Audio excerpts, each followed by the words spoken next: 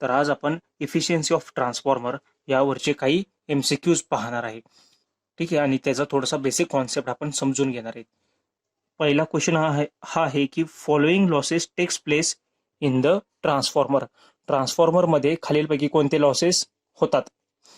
Option 1 copper losses, option B iron losses, option C friction losses and option D A and B. ठीक आहे, ट्रान्सफॉर्मरमध्ये कोणते losses होतात? तर कॉपर लॉसेस होतात का? तर कॉपर लॉसेस हे इलेक्ट्रिकल मशीन्समध्ये, प्रत्येक मशीन्समध्ये होतात. ज्या मशीनमध्ये आपण वाइंडिंगचा यूज केलेला असतो त्या प्रत्येक मशीनमध्ये कॉपर लॉसेस हे होतात. आयर्न लॉसेस, ठीक आहे, ट्रान्सफॉर्मरमध्ये आयर्न लॉसेस सुद्धा होतात. आयर्न लॉसेस म्हणजे कोरमध्ये होणारे लॉसेस. ठीक आहे, हे लॉसेस सुद्धा होतात. यामध्ये अगेन आपण डिफाईन करतो hysteresis loss and eddy current loss. तर हे दोन लॉसेस सुद्धा होतात. थर्ड आहे फ्रिक्शन लॉस. ठीक आहे, आता ट्रान्सफॉर्मर हा स्टॅटिक डिव्हाइस आहे. ट्रान्सफॉर्मरमध्ये कोणता पार्ट असा मूव्ह होत नसतो. जसं इंडक्शन मोटरमध्ये आपला रोटर रोटेट होत असतो, त्यामुळे फ्रिक्शन लॉसेस होतात.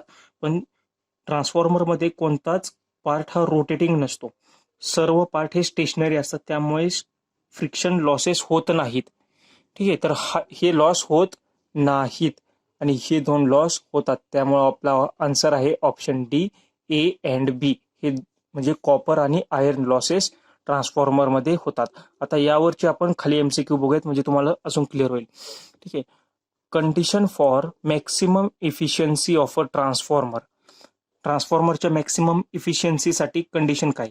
Option A hysteresis loss is equals to eddy current loss, option B copper loss is equal to eddy current loss, option C copper loss is equals to iron loss and option D copper loss is equals to hysteresis loss. तर maximum इफिशियन्सीची condition काय की ज्यावेळी आपले, आता copper लॉसला आपण म्हणतो variable loss. ठीक आहे, हे आधी समजून घ्या.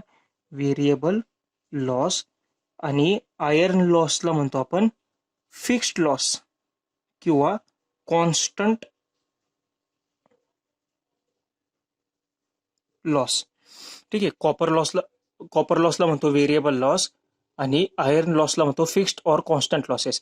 आता मॅक्सिमम इफिशियन्सीची कंडिशन काय असते ट्रान्सफॉर्मरची, की ज्यावेळी variable losses is equals to constant losses.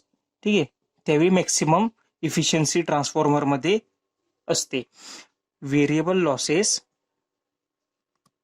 Is equals to constant losses,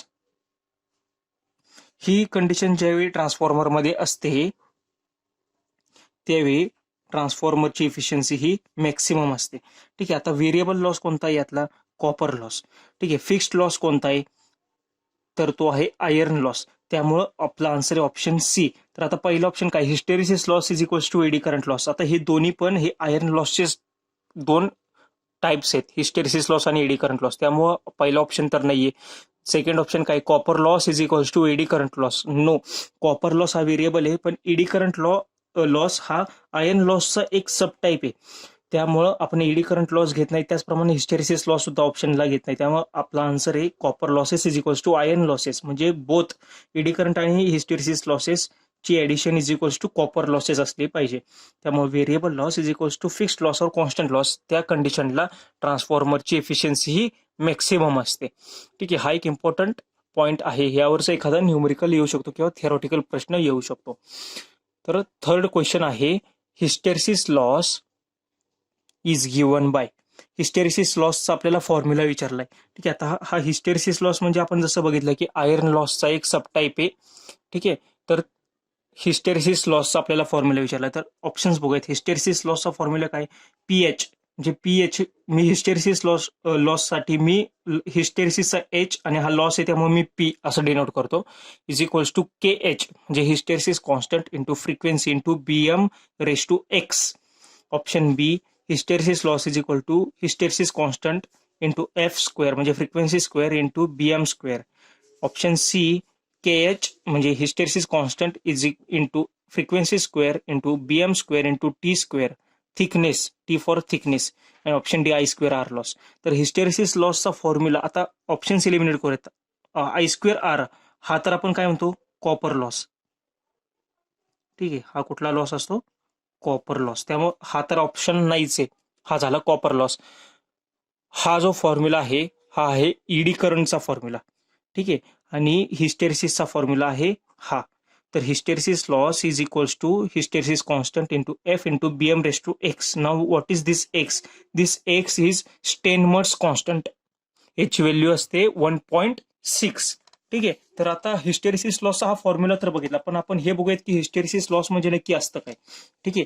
तर आता खालच्या क्वेश्चन मधून पण आपण क्लिअर करूयात. Hysteresis loss is reduced by CrGO silicon steel, HRGO silicon steel, by using lamination और ऑप्शन डी नन. ठीक आहे. तर हिस्टेरिसिस लॉस जसं आपण ट्रान्सफॉर्मरच्या ह्याच्यामध्ये एका लेक्चरमध्ये आपण पाहिलं होतं की ट्रान्सफॉर्मरचा कोर हा CrGOचा बनलेला असतो. CrGO सिलिकॉन स्टीलचा बनलेला असतो. ठीक आहे. की त्यामुळं आपल्या कोरची परमेबिलिटी ही मॅक्सिमम राहील.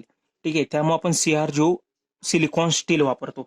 आता हिस्टेरिसिस लॉस आपण बघूयात की सिलिकॉन हा स्टील वापरलाय ना आपण. स्टील हा काय फेरोमॅग्नेटिक मटेरियल आहे. ठीक आहे. स्टील हा काय फेरोमॅग्नेटिक मटेरियल आहे. फेरोमॅग्नेटिक म्हणजे नक्की काय असतं ते लिहितो मी. Ferro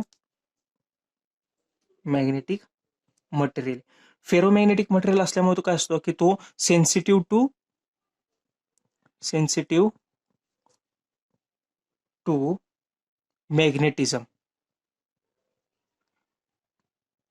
magnetism. हा कमी वेळामध्ये पटकन मॅग्नेटाइज्ड होतो. ठीक आहे. म्हणजे सिलिकॉन स्टील हा असा आहे की तो ऍक्ट्स एज अ मॅग्नेट. तो मॅग्नेट सारखा ऍक्ट करू शकतो. जर आपण थोडासा जरी MMF त्याला दिला किंवा मॅग्नेटिक फील्ड आपण त्याला अप्लाइड जर केली तर तो लगेच मॅग्नेटाइज्ड होऊ शकतो. तो व्हेरी सेन्सिटिव्ह टू मॅग्नेटिझम असतो. आणि काय असतं की हा फेरोमॅग्नेटिक मटेरियल जो आहे, ठीक आहे, हा फेरोमॅग्नेटिक मटेरियल जो असतो त्याच्यामध्ये डोमेन्स असतात. काय असतात? डोमेन्स. ठीक आहे. तर हा एक मी मटेरियल घेतलाय फेरोमॅग्नेटिक मटेरियल. ठीक आहे. तर या फेरोमॅग्नेटिक मटेरियलमध्ये हे तुम्ही डोमेन्स बघू शकता. ह्याला आपण म्हणतोय डोमेन्स. तर हे असे रॅन्डमली ओरिएंटेड असतात. ठीक आहे. हे रॅन्डम ओरिएंटेड असतात. पण काय होतं ज्यावेळी या फेरोमॅग्नेटिक मटेरियलला जेव्हा आपण मॅग्नेटोमोटिव्ह फोर्स म्हणजे मॅग्नेटिक फील्ड जेव्हा आपण अप्लाय करतो एका पर्टिक्युलर डायरेक्शनला, म्हणजे या डायरेक्शनला जर आपण मॅग्नेटिक फील्ड अप्लाय केली तर हे जे डोमेन्स जे असे रॅन्डम ओरिएंटेड दिसत आहेत तुम्हाला, तर हे डोमेन्स हे असे त्या डायरेक्शनला पॅरलल येतात, सगळे असे होतात. ठीक आहे. म्हणजे मॅग्नेटोमोटिव्ह फोर्सच्या MMFच्या डायरेक्शनला हे सगळे डोमेन हे सगळे डोमेन येतात आणि ते एकमेकाला पॅरलल असतात. ठीक आहे. आता ही कंडिशन कधीची? ही जेव्हा नॉर्मल कंडिशन असते त्यावेळी. ठीक आहे. आणि ही कंडिशन कधीची? आपण MMF त्याला अप्लाइड केलंय, म्हणजे मॅग्नेटोमोटिव्ह फोर्स आपण अप्लाइड केलाय, मॅग्नेटिक फील्ड आपण अप्लाइड केली, त्यावेळी डोमेन हे सगळे पॅरलल अलाइन झाले त्या डायरेक्शनमध्ये मॅग्नेटोमोटिव्ह फोर्सच्या. आणि काय होतं ज्यावेळी हा मॅग्नेटोमोटिव्ह फोर्स आता आपण अप्लाइड केलाय, ठीक आहे, त्याला आपण दिलाय, आणि ज्यावेळी हा मॅग्नेटोमोटिव्ह फोर्स आपण काढून घेऊ, म्हणजे हा एक्सटर्नल मॅग्नेटिक फोर्स जो आहे तो जर मी काढून घेतला, त्यानंतर काय म्हणजे कंडिशन काय व्हायला पाहिजे, यातून हे पुन्हा हे असे झाले पाहिजेत नॉर्मल ओरिएंटेड. ठीक आहे. किंवा जे सुरुवातीला होते तसे. पण तसं होत नाही. काय होतं की थोडेसे डोमेन्स हे आहे तसेच राहतात, म्हणजे त्या डायरेक्शनला आहे तसेच राहतात, आणि काही डोमेन हे नॉर्मल कंडिशनला वापस येतात, म्हणजे असे. ठीक आहे. आता यामुळे काय झालं की आपल्याला आपल्या मटेरियलमध्ये स्पॉन्टेनियस मॅग्नेटायझेशन प्रोड्यूस होतं. स्पॉन्टेनियस मॅग्नेटिझम या कंडिशनला म्हणतात स्पॉन्टेनियस मॅग्नेटिझम. आपल्याला हे नकोय. त्यामुळे काय होतंय की आपला मटेरियल तरी पण मॅग्नेटिक फील्डमध्येच राहतोय, म्हणजे त्याच्यामध्ये मॅग्नेटिझम आहे अजून. तर आपल्याला हे नकोय. मग हे कमी करण्यासाठी आपल्याला रिव्हर्स डायरेक्शनमध्ये पुन्हा मॅग्नेटिक MMF अप्लाइड करावं लागतो, की जेणेकरून हे डोमेन सुद्धा असे नॉर्मल डोमेन सारखे होतील, जसे सुरुवातीला होते तसे. मग त्यासाठी आपल्याला पुन्हा एकदा अपोजिट MMF द्यावा लागतो. आणि जसं तुम्हाला आपल्याला माहितीये की आपला ट्रान्सफॉर्मर एसीला वर्क करतो. एसी मध्ये जसं हे डोमेन सारखे बदलतात, म्हणजे पॉझिटिव्ह निगेटिव्ह. ठीक आहे. पुन्हा पॉझिटिव्ह पुन्हा निगेटिव्ह. त्यामुळं आपली हे डोमेन सारखे चेंज होत आहेत ना, म्हणजे डोमेन्स हे सारखे रिव्हर्स होणार. हे डोमेन्स सारखे रिव्हर्स होणार. त्यामुळे आपली ह्या डोमेन्सला हे स्पॉन्टेनियस मॅग्नेटायझेशन रिड्यूस करण्यासाठी आपल्याला पुन्हा एक्स्ट्रा वर्क डन आपलं होतंय यामध्ये, की हे जे डोमेन्स आहेत ह्यांना पुन्हा नॉर्मल ओरिएंटेड करण्यासाठी पुन्हा आपल्याला एक्सटर्नल एमएमएफ द्यावं लागतं. त्यामुळे एक्स्ट्रा वर्क आपलं होतंय, त्यामुळे एक्स्ट्रा पॉवर कन्झम्पशन होतंय त्यामध्ये. ठीक आहे, तर ह्यालाच म्हणतात मॅग्नेटिक रिव्हर्सल. ह्यालाच काय म्हणतात? Magnetic reversal. आणि या मॅग्नेटिक रिव्हर्सलमुळं हिस्टेरिसिस लॉस होतो. ठीक आहे, तर हा त्याचा मेन बेसिक फंडा आहे की हिस्टेरिसिस लॉस का होतो. तर हिस्टेरिसिस लॉस का होतो बरं? हे डोमेन्स जेव्हा मॅग्नेटिक फोर्स आपण त्याला देतो ते एका डायरेक्शनला अलाईन होतात, पण त्यानंतर पुन्हा मॅग्नेटिक फोर्स काढून घेतल्यानंतर ते ओरिजिनल यायला हवेत ते डोमेन्स, पण तसे होत नाहीत. त्यामध्ये काही डोमेन्स हे पॅरलल राहतात, काही डोमेन्स हे ओरिजिनल शेपला येतात. पण हे यामुळं स्पॉन्टेनियस मॅग्नेटायझिंग होत आहे, म्हणजेच तो फेरोमॅग्नेटिक मटेरियल तरी सुद्धा मॅग्नेटिक ह्याच्यामध्येच राहतो, त्याच्यामध्ये मॅग्नेटिझम प्रोड्यूस असतं. ठीक आहे, तयार झालेलं ते आहे तसं असतं. मग ते घालवण्यासाठी आपल्याला पुन्हा एक एमएमएफ द्यावा लागतो रिव्हर्स डायरेक्शनमध्ये. त्यामुळं आपलं एक्स्ट्रा वर्क डन होतंय आणि एक्स्ट्रा पॉवर कन्झम्पशन होतंय. त्यालाच म्हणतात मॅग्नेटिक रिव्हर्सल. आणि या मॅग्नेटिक रिव्हर्सलमुळं हिस्टेरिसिस लॉस होतात. ठीक आहे, तर हा त्याचा एक बेसिक फंडा आहे. हिस्टेरिसिस लॉस म्हणजे नक्की काय असतं. तर त्यामुळं hysteresis loss is reduced by CrGO silicon steel. तर CrGO सिलिकॉन स्टील वापरला तर ते मॅग्नेटिक रिव्हर्सल जास्त होत नाही.